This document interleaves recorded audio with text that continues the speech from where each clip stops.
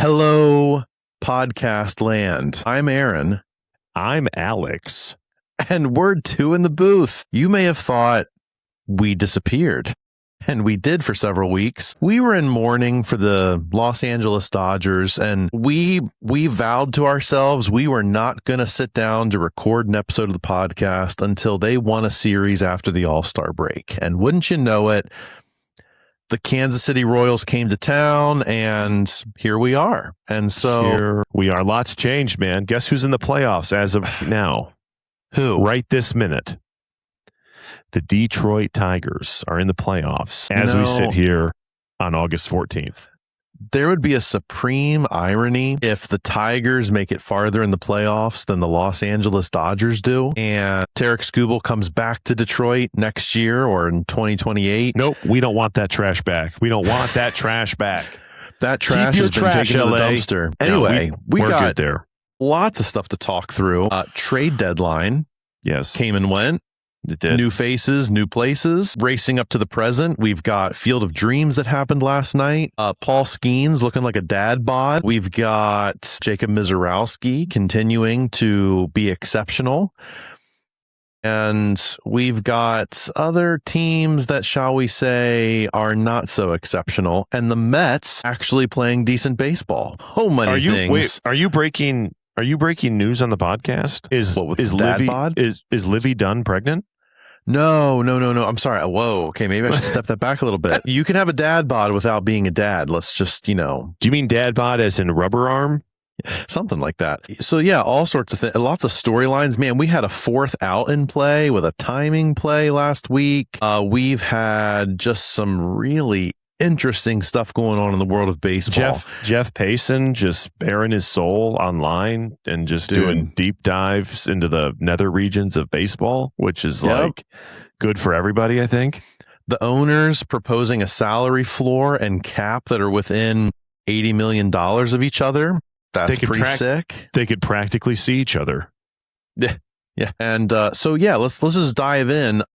The trade deadline seems like forever ago. Yeah, it does. Outside of the elephant in the room, he who will not be spoken of, was there anything else that struck you as intriguing from the trade deadline? The only thing, the immediate dividends, if you want to call it that, of the trade deadline that seem to have paid off in the immediate, I think the San Diego Padres accomplished what they set out to do. They went out and got some pitching.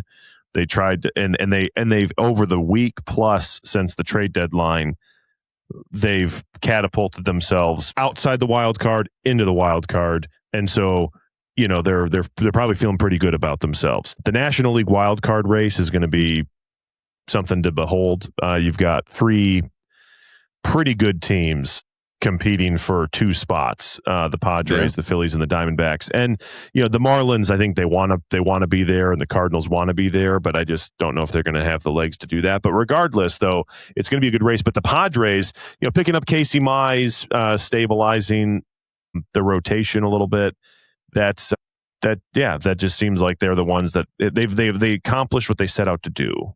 Joe Musgrove coming back from 2 years away from the game. Right. Quote, feeling the best I felt in a long time. I think the thing that surprised me being close to Baltimore was the Orioles trading Adley Rutschman to a rival within the division.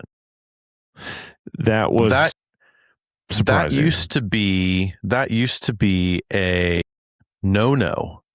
You didn't trade your franchise player to a team within the division. So I was a little surprised at that. And I was also surprised that the Blue Jays sold and bought simultaneously. Trading away Kevin Gossman, landing Jose Siriano. The other thing I was surprised by is the Guardians actually did something at the trade deadline. Now, whether that pans out remains to be seen, but going out and getting a couple impact bats for your lineup, to me, that tells me they see this year as the year. All our chips got to get put on. Well, okay, maybe not all their chips. For Cleveland, all their chips had to be put on the table. And so, those are some of the trade deadline acquisitions or moves that stuck out to me. Yeah. So I'm curious, someone who's close to Canada land. Last week, we had the odd play in Toronto involving the Blue Jays and the Red Sox. Yes. What were some of your thoughts on the way before we talk about the rule itself, about how the situation was handled by the umpires? I think it was handled in classic umpiring fashion. They took a lot of time to make sure they got the call right, or at least give the appearance that they got the call right. So they did it exactly the way you'd think it would be handled. They gave way too much time and attention to a play that ultimately was inconsequential to the outcome of the game. But fascinating. This is why baseball is awesome. This is why it's like a nerd's paradise, because on any given night you can get just some obscure rule in play and you're like, oh yeah, that's in the rule book. And I was trying to think of a play that would be similar in like football. Right. And the closest thing I could come to was after the play was over, personal foul for unnecessary roughness. Yeah. Yeah. So let's deep dive on this for a little bit. Maybe you've seen the play. Maybe you've seen the reel circulating on social media about this obscure timing play. Well, baseball is founded upon innings that consist of 3 outs. Yes. And the inning begins when the umpire puts the ball in play and the first batter of the inning steps up. The inning concludes as soon as the 3rd out is made. Like, there's no more time, quote unquote, in the game for the inning as soon as the 3rd out is recorded. So the situation that played out in Toronto is the Red Sox had runners at 1st and 3rd and 1 out. Ceddanne Rafaela hits a fly ball to the center fielder. Both runners, and this was an intriguing kind of side piece to this, the scoreboard glitched. And so it was actually showing 2 outs. And so apparently the Red Sox players lost track of how many outs there were. The coaches must have as well. What are we paying these guys for? Just to look up the scoreboard and tell you what you should do? That's ridiculous. But anyway, both the runner from 3rd and 1st take off on the batted ball, and the runner from home, or the runner from 3rd, touches home plate. The runner from first base is well around second base, almost to 3rd, when the ball's caught. The ball's caught. That's 2 outs. Yes. Center fielder throws the ball in. The ball goes to first base. The first baseman steps on the bag. That's out number 3. Innings over. The conversation then becomes what happens to the runner from 3rd, because the runner from 3rd didn't tag up. On a fly ball, you're taught all the way down to T-ball that if a ball is in the air and there's less than 2 outs, you have to wait at the bag, and if you want to advance, you have to tag up. Well, the runner from 3rd did not tag up. He just left, crossed home plate. I'm pretty sure he was close to the dugout when the ball was caught. And so the play in question was, does the run count from 3rd base because he didn't tag up? My understanding of how the umpires explained the rule was it's a timing play. The appeal was made to first base, not 3rd base. Therefore, the out was made at first base. And since the run scored before the appeal play to first base, the run counts even though the runner didn't tag up, because there's a 3rd out that's been made, the inning's over, and even though there could have been a potential 4th out, because of the sequencing of the outs, the run counted. There's a lot to unpack there. There is. So, and again, like you said, this is why baseball is great. You don't have a situation like this in football or basketball. When the whistle's blown, the play's dead and everyking stops. Right. Not so in baseball. The umpire doesn't have a whistle. Right.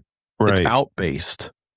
So, and again, you think, so regardless of, is that what they call that? Is like when, is it always, whenever a runner leaves the base on a fly ball, and you throw back to the base, no matter the situation, no matter the time of that it's called an appeal?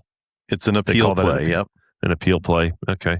Interesting. Yep. Because again, you'd think like, well, my mind immediately goes to if there's a runner on 1st and 3rd, 1 out, and there's a ground ball, say you've got who's a burner in baseball. Say you had Billy Hamilton on third base, and you had Prince Fielder or Gleyber Torres. Gleyber Torres is in the box. Spencer who just Torkelson. Can't haul it.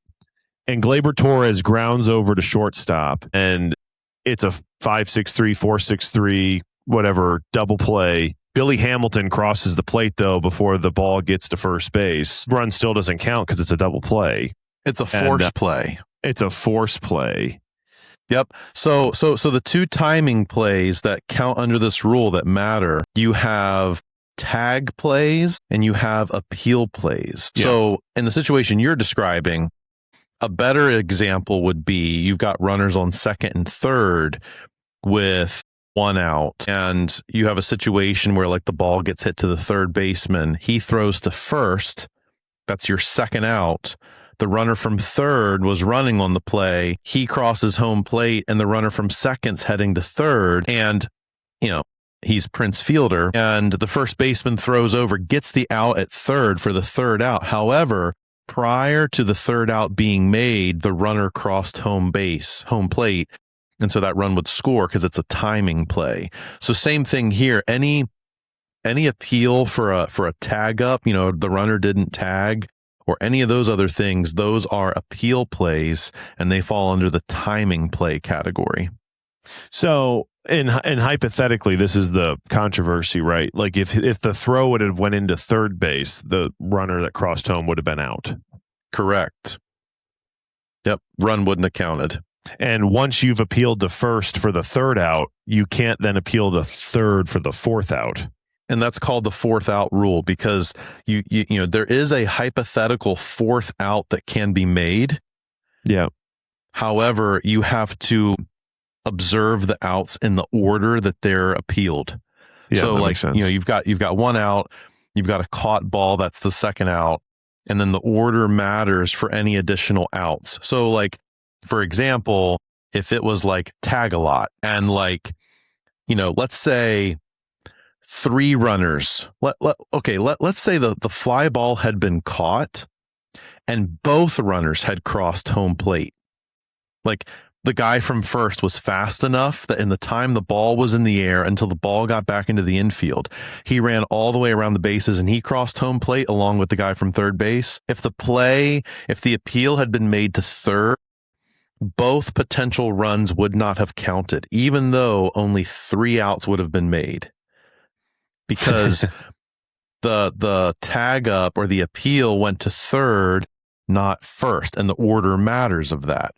The situation that played out, you had the ball go to first, and so as a result, the runner from third scored, quote unquote, before that appeal play was made. So yeah, those super interesting. I was like, what is going on with this? And of course, the internet blew up, lots of reels about it. In the moment, I felt like the crew chief for the umpires did a good job of explaining the rule the best that he could in that environment. But like you said, it just took a ton of time, and they got the call, quote unquote, right. And in the end, it had no consequential effect on the game. So interesting. Just a fun, eclectic piece of baseball, It is. Meanwhile, on the field, on the field, during the gameplay, we've had a lot of fun things happening in baseball. We have. Field of Dreams happened.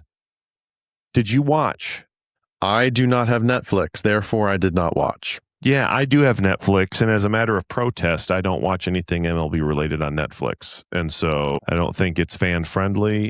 And it sounds like it was a lopsided affair, is what it was. But nonetheless, there were some fireworks, corn on the cobs, if you will. Apparently, Kyle Schwarber found his soul in the cornfield. Yeah, so that's a good thing for us. He's the heart of America, Kyle Schwarber, and turns out he proved that yesterday. But again, I think it's an awesome idea. It's an awesome game. It's really cool. I'm watching highlights even now in the backdrop, but I'm like, get it off Netflix, MLB, put it on Fox, put it on local Fox. What are you doing? And I get Jason Benetti down there doing the play-by-play. Netflix is paid through the nose probably for it, but it's like, good grief, at some point, fans participating in it it's more important than whatever deal was made behind the scenes. Yeah. But again, cool scene, cool setting. Saw a bunch of clips from the game, and the jerseys were awesome. The throwback was great. I had 3 thoughts. Yeah. First, apparently the tickets were only for fans that lived in Nebraska or Indiana or wherever the game was played. And yet somehow Ken Golden from Golden ended up in like the second row. Interesting. I didn't realize he lived in Nebraska or Indiana. From Golden? Yeah, like the big auction place that like does the $1 million card sales. That's so right. He's there. Second thought, we got to do something better with the Hall of Famers that are walking out from the corn, because Paul Molitor in particular walked out and looked like he'd been dropped in the cornfield with no further directions given to him. Right. Walks out of the cornfield and he's like turning around like, where am I? Like, how did I get here? So that was kind of humorous. And then my third observation was, I wish Alec Boehm hadn't walked out of the cornfield. All the Phillies walk out of the cornfield. I'm thinking to myself, maybe Alec Boehm gets lost in the corn maze of the cornfield, and maybe the Phillies are able to move on from him and find something better to do at first base. Someone who can hit the bat other than just grounding into double plays. And unfortunately, he walked out of the cornfield. So those were kind of my 3 thoughts from the Field of Dreams game. They're random and scattered, but I stand by them. Yeah. So we'll see what they do next year with the game, if they even hold it. It's been like every other year they've been doing this now or something. Yeah, I think it's every 2 years they do Field of Dreams. Do we know who's in the Little League Classic this year?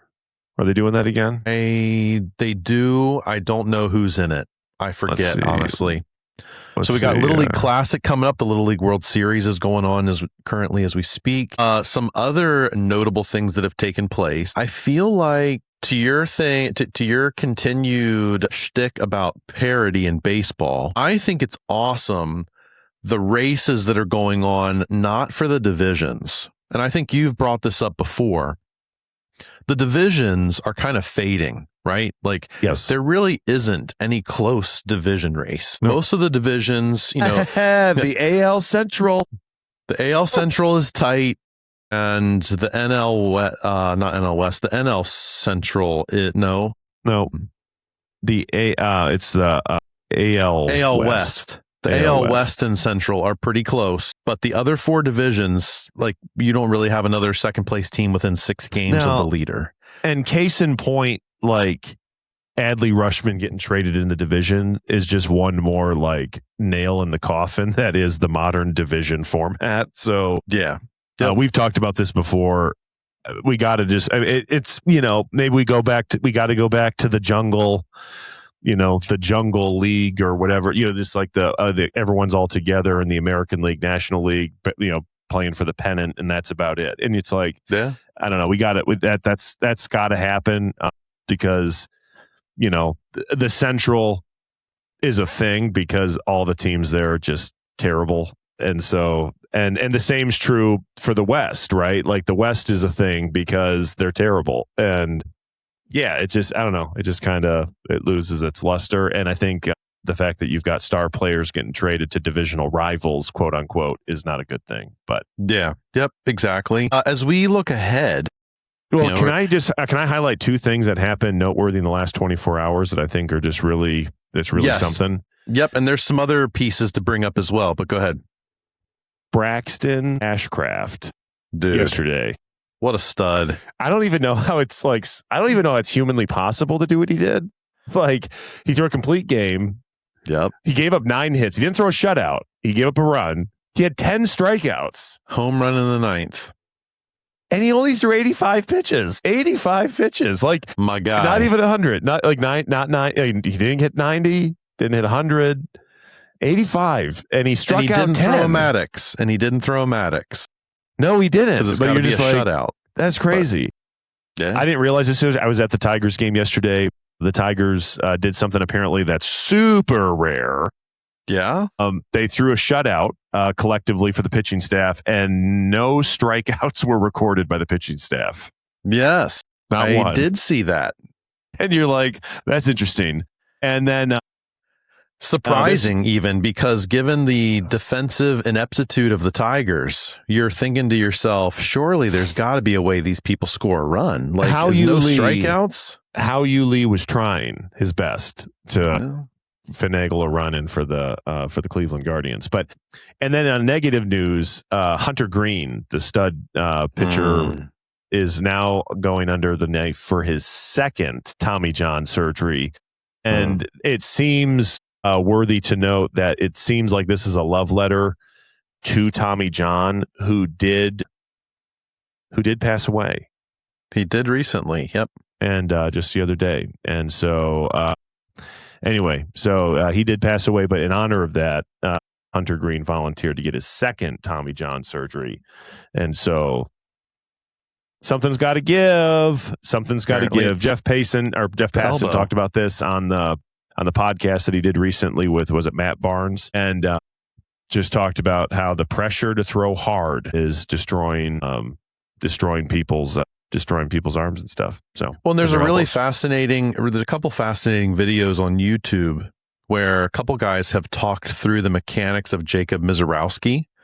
Yes. And they've been like, how much longer can he keep doing this? And they've traced the pattern to numerous other pitchers like Tim Lincecum or others who were great for short bursts, but the mechanics of how they threw the ball weren't sustainable. And, Hunter Green may go down in the hall of very, very good, or good, but couldn't stay healthy. And ultimately, that's what separates the men from the boys in baseball, right? Like, we had Hall of Fame induction since we last recorded the podcast, and you had 3 guys go into the Hall of Fame who had longevity in their game. Carlos Beltran's probably the closest one to injury plagued. I mean, he had a couple seasons that were significantly shortened by injuries, but you're talking Andruw Jones, Jeff Kent, and Carlos Beltran. Those 3 guys had longevity in the game. And, I thought it was an interesting thing to listen to in that podcast with Jeff Passan, or this was maybe another reel that he was chiming in on. They were asking him the percentage chance of certain things happening in Major League Baseball in the future. And one of the things they asked him about was, do we have another pitcher who wins 300 games? And he said less than 5%. Yeah. And I would even say that's high. And same thing with like 3,000 strikeouts. Same thing with like some of these other milestones. Now, speaking of notable things that have happened recently, you had Max Scherzer pass Walter Johnson for number 10 on the all-time strikeout list. He's in the 3,000 plus strikeouts category. And in the same game, I thought this was interesting. In the same game, Aaron Nola got his 2,000th strikeout. So 2 notable events there. You had a rookie. I forget who this was. I just saw it flash across the news a couple days ago. Went 4 for 5 or something like that, and he had like all extra base hits. And it's like only the second time that someone's made a debut with extra base hits as like their only thing. So that was interesting. Jack Caglione had a 4 for 5 day with all extra base hits, and that. Again, just a notable thing. He's been on a tear for the Royals recently, and if they could only get some other people to play beside him and Bobby Witt Jr., what could they do in Kansas City? Absolutely. Interesting stuff. We're waiting for Aaron Judge to come back with bated breath. Is he going to? Or is he just selling hope? Word on the street is the Yankees are going to waive him, and he's going to go sign with the Dodgers. Yeah, we call that in the business. He's giving the people hopium. That's right. Is what he's doing. That's right. Can we talk about the must-see series of the weekend? The must-see. Yeah. Game 1 was last night. Yeah. 4-game series. Milwaukee is in L.A. Yep. And that was a game. That was a game. Edwin Diaz is who we thought he was, and he gave up 3 runs in the 9th inning, and the Milwaukee Brewers slayed the Dragon 5-4. This is the series that will give the field hope that the Dodgers can be beat. The Dodgers have been in a rough way, but it's this series, I think, right here with the you have Skubal pitching on Saturday, or excuse me, on Sunday. Sunday, you have Mizorowski Snell pitching on Saturday. Snell should be pitching on Saturday, I believe. Snell does not pitch till Monday against Colorado. Okay. So you got Yamamoto tonight. Yep. You got Robleski on Saturday, Skubal on Sunday. Mizorowski is going to go tomorrow night, tomorrow night on Saturday night. But this is the series, I think, that will give baseball fans not named Aaron Armstrong hope that the Dodgers actually can be defeated. And it's messed up, because don't be deceived if you're watching this recording. Aaron is wearing an awesome Phillies hat. Fire, as they would say in the UP. But he is a LA Dodgers fan. Sympathizer, not fan. Sympathizer. He wears his hair similar to Max Muncy. And that's on purpose. If you're talking about a buzz cut, that's pretty much true of like 45% of Americans. Anyway, I'm just saying, this must-see television. Milwaukee, again, it's West Coast, I get it, but how it's not the 7:00 game on NBC on Sunday is beyond me. It's a travesty. It's a crime against humanity is what it is. Because if we're looking at Sunday's slate, Milwaukee and LA is not a thing. And who is on Sunday Night Baseball this week? Oh, it's Mariners Astros. Lovely. Maybe we're going to play How Low Can Cal Raleigh Go in his batting average on Sunday night. So that's going to be exciting. And yes, it'll be something. One other piece of baseball note to bring up. This is not game related. This is collector related. Did you see the double logo man patch of Shohei Ohtani that got pulled in Florida? I did not know. Topps Chrome this year, they released like gold logo man patches, like one of ones that you could get. And one of the ones this year that I thought was particularly interesting. One of the ones of the one of ones? No. Yeah. So one of the one of ones was a dual logo man that featured logo mans from Shohei Ohtani's 2024 and 2025 MVP seasons and a Shohei Ohtani dual autograph, one of them in English and one of them in Japanese. The Japanese one's going to be fire. Dude. Yeah. Well, that would have been cool. One. Yeah. So anyway, I just thought that was interesting. There's just all sorts of cool stuff going on.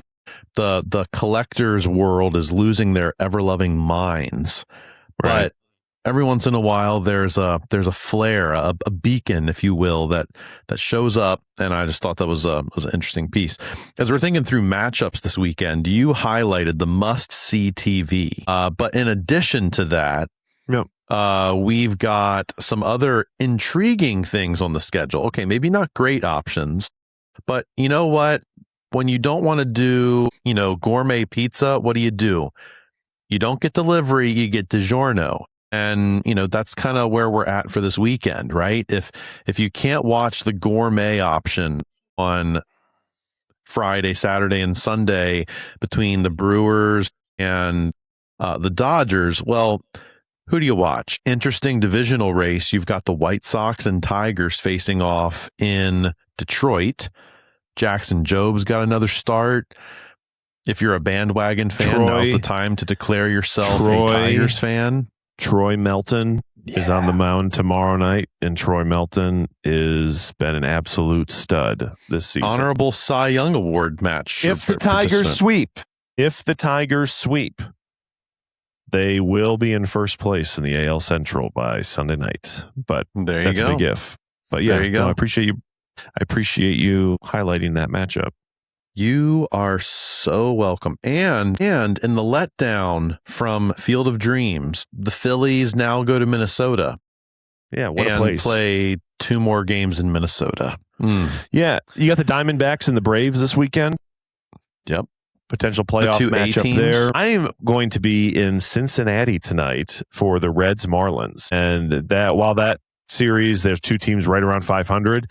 But the pitching matchup tonight is Chase Burns and Sandy Alcantara. And so looking forward to seeing the game might be over in about 68 minutes. And so we'll see how it goes. And but looking forward to that. Again, I always highlight this anytime it's on the schedule. Cubs Cardinals this weekend, and it just Cubs feels Cardinals.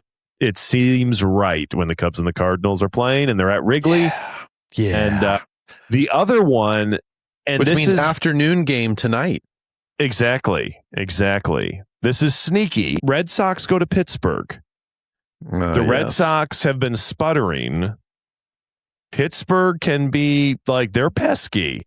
And so they're sputtering. Let's just be honest. Well, but can Boston win a series on the road in Pittsburgh, or do they lose a series and kind of come back to earth a little bit, or do they keep the good vibes going and show themselves to be real players in the American League? So that'll be interesting to see what happens. And meanwhile, the Tampa Bay Rays just keep on pace to win 100 games this year, so which is absolutely insane. It is. But anyway. Well, this podcast has been absolutely insane. We'll be back next time. Welcome back. And we'll be back. We'll be back next time with more exciting baseball banter. And until then, we're out of here. A little slow on the draw.